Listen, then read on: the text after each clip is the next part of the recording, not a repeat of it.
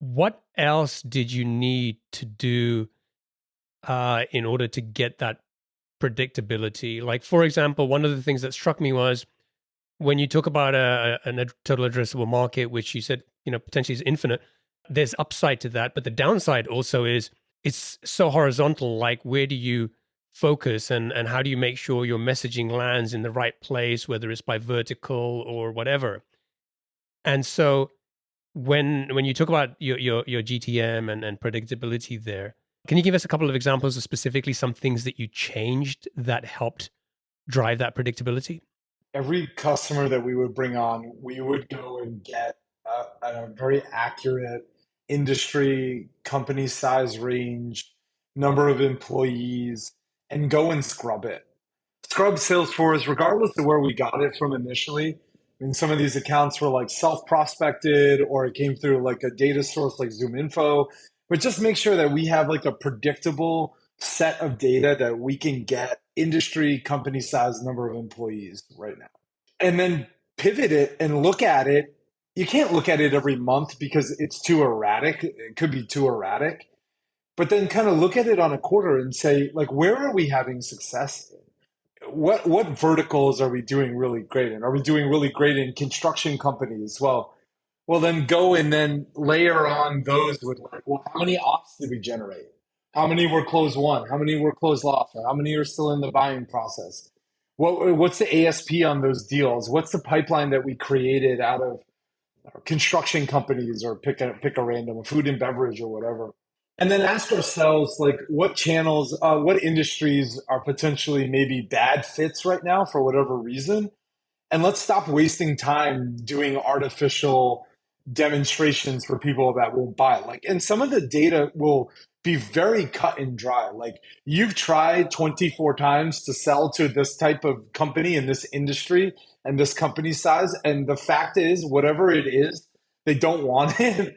And so maybe we can just like cool off on spending our sales reps time like in a channel that has never had one transaction been done in or an industry or a company size and just like go to market refining. I mean, you're making like little course corrections on the boat as you're driving it on the ocean.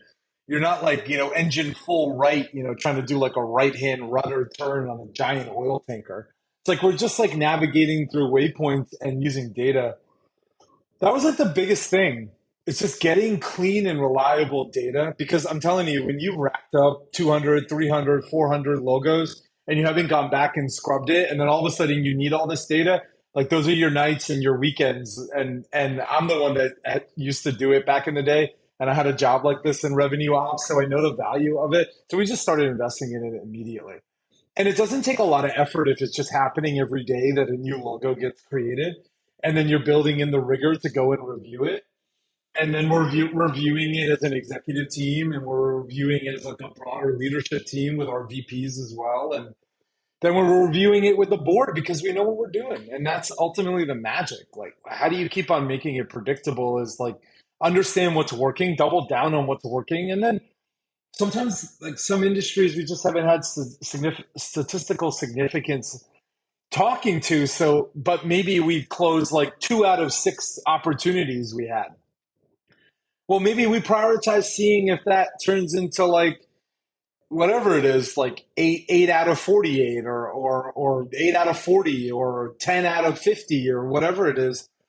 And then we kind of create target industry type of buyers that we want to explore so that we either know this could be a great channel or not. And we found some great channels just being more introspective. I say channel, but I really mean industries and company size mixes. But then you can devote dedicated teams that say there's enough pipeline here and it's closing at like 50%. So like just do as many demos as we possibly can and we know that half of them will buy. And then you start like running your go to market like very much more tactically.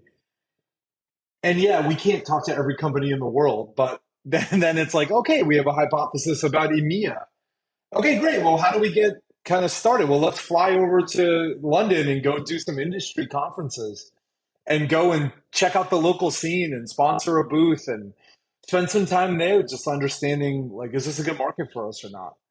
are people receptive to what we're saying? They're certainly receptive in America and Canada, but what about London? And you just kind of go from there. I mean, that's really been a key.